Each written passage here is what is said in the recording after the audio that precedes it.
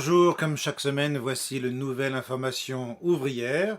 Aujourd'hui, le numéro du 8 mai 2014.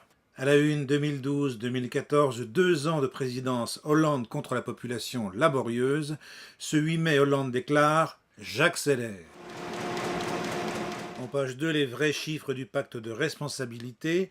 Les 30 milliards d'exonération pour les patrons passent à 41 milliards. Bruxelles applaudit, cela va améliorer le profit des entreprises. Bataille pour la grève le 15 mai dans toute la fonction publique. Des assemblées générales des personnels pour discuter des suites à donner à cette grève. L'Union générale des fédérations de fonctionnaires CGT dépose un préavis de grève pour le 15 mai. La fédération FO s'adresse aux autres fédérations de l'enseignement.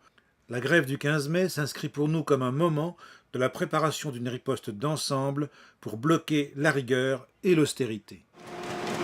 Notre journal informe le 14 juin, conférence nationale pour l'unité et la résistance. La parole à Bruno Ric, syndicaliste hospitalier CGT, et à François Duché, secrétaire général du syndicat CGT des personnels de Natixis. Après le vote au Conseil supérieur de l'éducation et au comité technique ministériel, avec le décret Hamon, c'est toute la réforme des rythmes scolaires qui est massivement rejetée.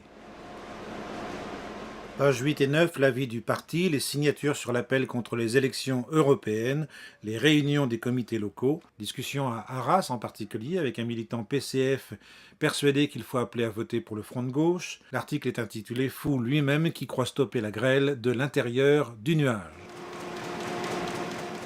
Le POI, rappelons-le, appelle à manifester le 24 mai à 11 h de la place Gambetta au mur des Fédérés contre le pacte de responsabilité, hommage à la Commune de Paris.